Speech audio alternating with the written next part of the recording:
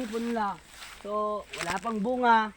Pagpasensya na muna. Ito yung saging namin, gina mo. Pero kailangan natin Ilan taon ba yan, sir, bago mamunga? yung saging. Yung mandarin nyo. Ito. Yung mandarin. Katulad niya, sir. Katulad niya, sir. Itong mandarin namin, guys. So ito pa lang, maniba lang pa lang.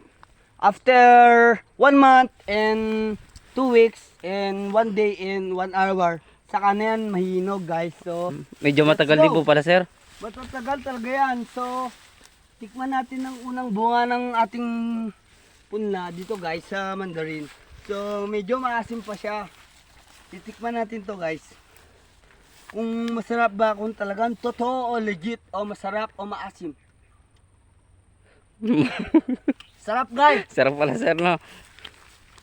So, dito, guys, dito nyo na matatagpuan ang lahat ng mga punla. 36 hectare, lahat. Kung ano makita niya, inyo na. Grabe naman. Tulad yan, guys. Kuha lang kayo hanggat gusto nyo. Basta masarap. Kung maasim, wag na. Sakit ng ngipin nyo. So, tara, guys. So, ililibot ko kayo sa aming farm.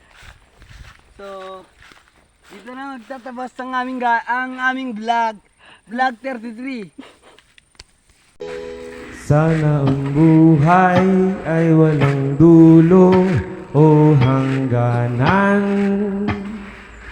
Sana'y wala ng taong mahirap o mayaman.